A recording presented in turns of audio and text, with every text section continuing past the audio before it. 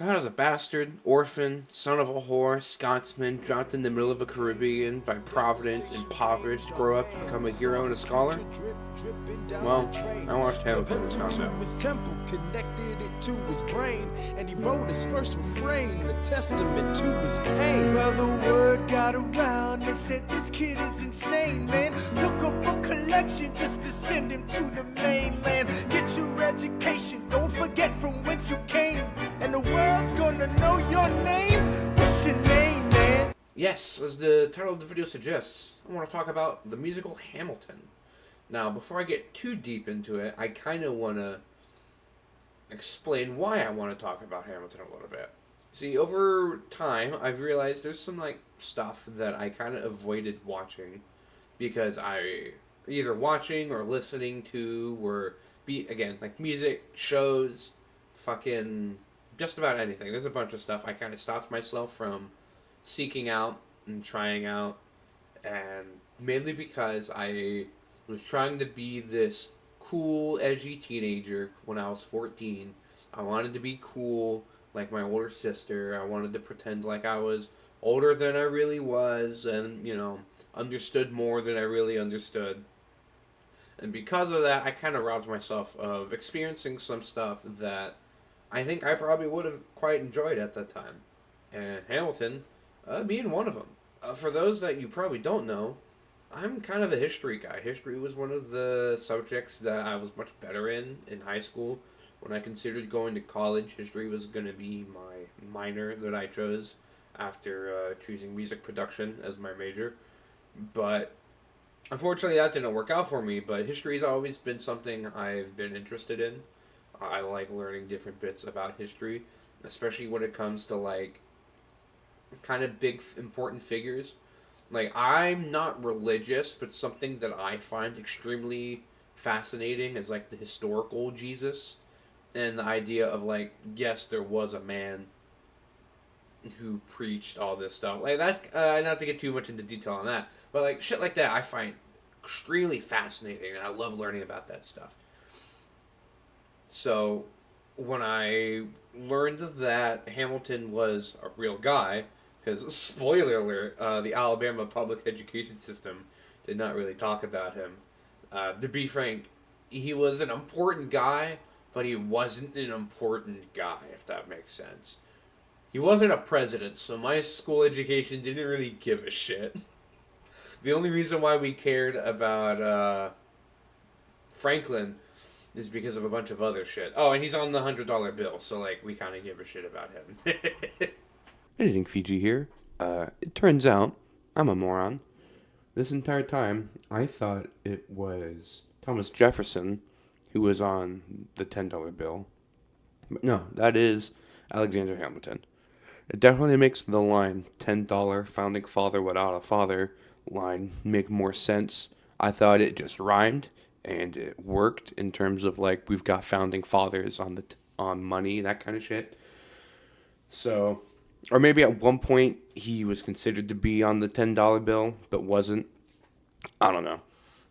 So, that's on me. I'm dumb. Now, I'm not going to talk about how much it was historically accurate, because I understand that it is a piece of theater. It is going to exaggerate. It is going to embellish it. Fuck, it might even make some shit up. Based on what I've read, some of the things that were kind of not, from what I understand, it was mostly accurate. It's mostly embellishments, and the only thing that I understand that was kind of completely made up was the implied romance between Alexander Hamilton and Eliza's sister. Why am I forgetting her name? I'll put it in the editing, but from what I understand, shit like that was kind of fabricated. His more radical stance on anti-slavery was an embellishment. Yes, he was, anti-slavery, but he was not as hardcore about it as he was in the show. But the thing I was surprised to find out was completely true was homie ruined his career by, he was like, "Oh, I know I did this bad thing, and now I'm being accused of like some other shit.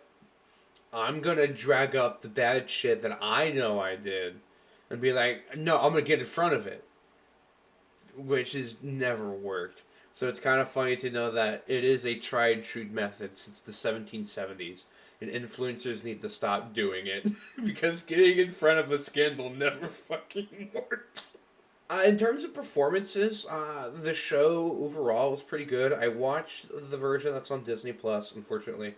Again, no, I'm never gonna be able to see like a live showing of it. And also, they're fucking the what's his name, Lin Manuel Miranda, right?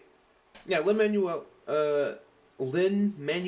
Miranda. Ugh, it's a mouthful of a name. But just calling him Lin feels wrong. So Lin Manuel, how about that? I'll go there. I'll go there. Lin Manuel, great.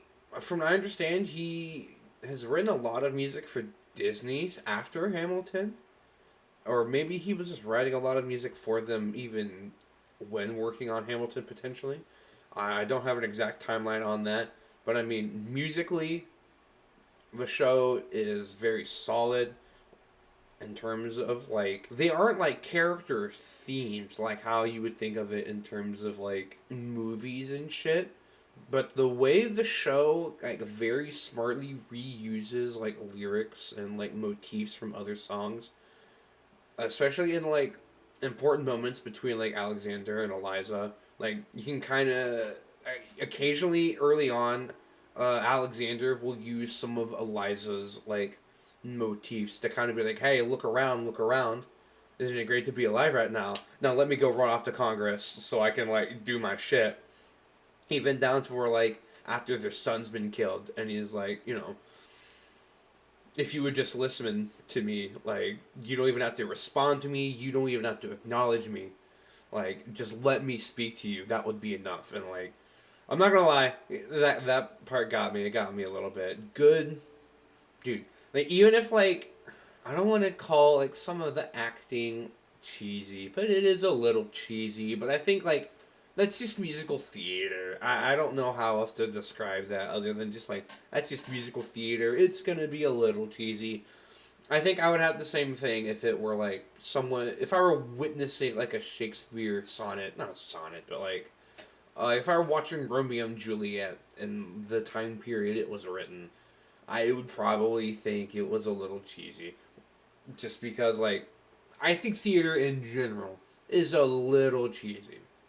So you need a little cheese in order for theater to work. But that's just me. Because some of the acting can be cheesy, but, like, it's, like, cheesy and over the top, but it, when paired with the music, it works. And again, that's the great thing I think about musical theater is in like film, what would be considered like overacting in theater is perfect.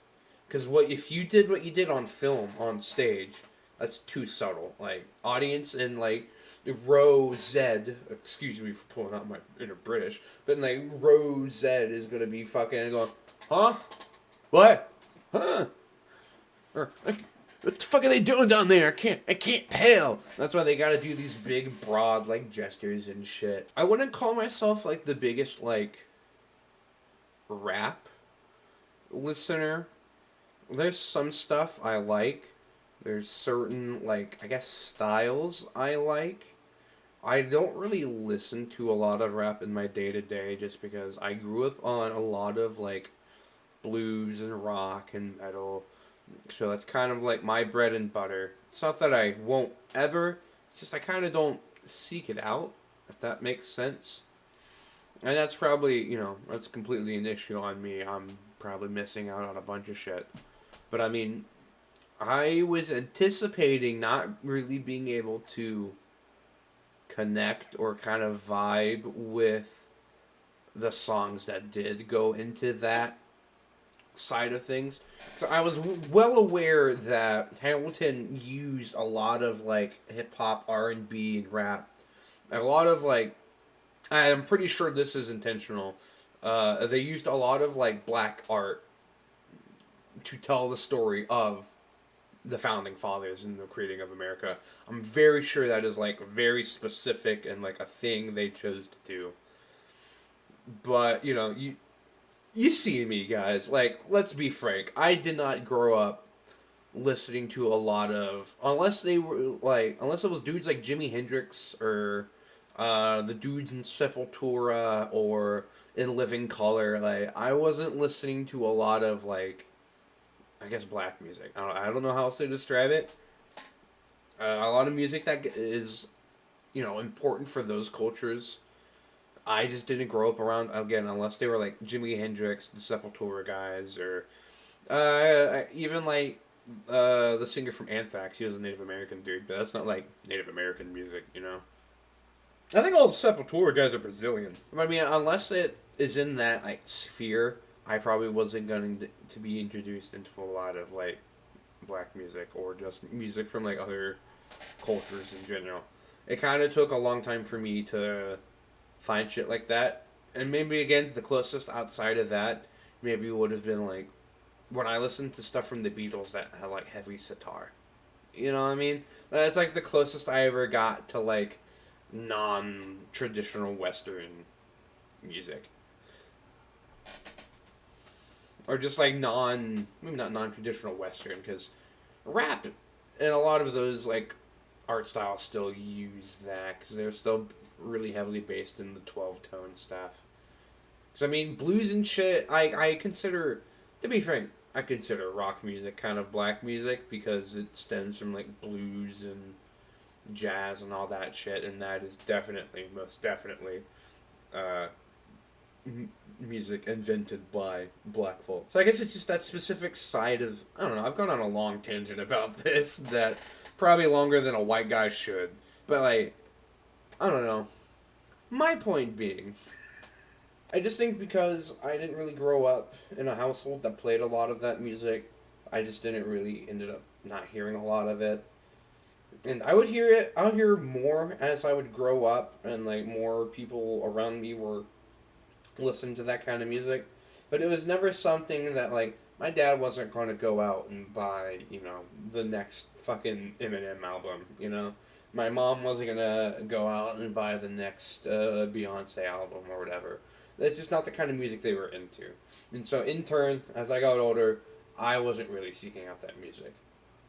Unfortunately, it wasn't really until like, more like comedy rap stuff kind of came about and I kind of got into it. Just because, like, it became easier to try to get into on, like, an unserious note. And then something that kind of always happens, it kind of happened with me and Brody, with making fun of Midwest emo music, is we ended up becoming really into Midwest emo music. So, through, like, listening to, like, parodies and, like, comedy songs, I kind of got into more. And I actually quite like that, because it's kind of a cool choice to do. It kind of doesn't avoid the kind of truth of the time. It does a little bit, like I said, like how they kind of make out Hamilton to be a little more radical in the terms of the slave trade than he really was. There was definitely like, there were some parts when it came to certain like American figures that they talked about. I definitely think they hyped up a lot more. The biggest one I think they hyped up a lot right before he's introduced is George Washington. I'm going to stop myself here because I kind of phrased this wrong. I was under the impression at the time that it was two different songs, the introduction of Washington and then the actual battle song. No, this is all one song. It's all part of Right Hand Man, where they introduce Washington as the pride of Mount Vernon. But ultimately, I just find Washington's initial introduction in the song to be pretty weak. But later in the song, it gets better, and I don't know. That was ultimately my point that I failed to make. We got some great songs out of Washington later. I'm not going to lie. We got some great stuff out of him later. But I'm not going to lie. I was initially pretty disappointed. What I really wanted from that first song with Washington is what we got during like the actual battle section. I don't remember the names of the songs, But it's the song where Hamilton and the other guy, but he and him went and stole cannons from the British as Washington was doing other shit on the battlefield. And that, what we got out of Washington in that felt pretty fucking sick. And I was hoping for something like that in that Washington introduction, but we didn't get it. But again, we got something cool out of him, so I can't complain too much. I also find early on they have Aaron Burr and Hamilton. I think it's someone else wants to duel someone else. Like, two other dudes are about to duel. Again, I just watched this shit and I'm fucking blanking on it. So they're trying to duel, and then Aaron Burr and Alexander are kind of talking to each other, and they're like, Hamilton, Burr, sir, can I be honest with you? Of course. We agree that duels are pointless and immature. Sure. It's like very early on they set that up, and then they're like, and like 3 duels throughout the whole show. They kind of like re-hammer the point, not necessarily explicitly, but very much explicitly in terms of they don't just outright go, "Hey, duel's dumb" again. They very clearly point out when Hamilton's son gets in the duel for his dad's honor, he's doing it because, for very dumb reasons. And then he gets shot and killed. Because he's like, well, I'm not going to take him. Well, he listens to his dad and says, I'm not going to take a man's life. And then he loses his life. And then Hamilton is also then brought into a duel because fucking Burr did not get his not a promotion, his endorsement for presidency, I think. Yeah, presidency. Yeah, because right after that, Jefferson wins, and then Burr is like, well, I'm excited to work with you. And Jefferson's like, we'll see how long that lasts. Because it was around then when they stopped doing, like, the runner-up for the president became vice president. But yeah, Hamilton does not endorse Burr, so Burr is like, hey, at every step of the way, you've kind of been there to fuck me over, so me, you, now. Of course, Hamilton's like, sure, okay. But then he's gonna do the thing that he told his son to do, and then it also got him shot and killed, so. Again, I don't know how true, like, the stuff with his son is, in terms of, like, the duel itself is probably real. I'm not gonna, like, I think the major events in the show probably happened. I'm not a historical scholar. I'm not, I never went to college for that shit, as much as, like, I've talked about wanting to do that as my minor. I never actually did take college level history classes, so I'm going to get the benefit of the doubt and say that probably a lot of the major stuff is real. I'm very confident that that battle sequence I was talking about earlier was legit. They talked about the British, like, waving the white flag and all that fun shit towards the end of it. Well, there's a chance that they were just talking in general about the whole war, and they kind of condensed it down into... Because I did notice they did that a lot. They condensed... There was quite a few time skips. A lot of the stuff that they mentioned about Hamilton writing, I'm very confident was real. I know, at least, like, by name for sure. I remembered the Federalist Papers by name, and that's really it.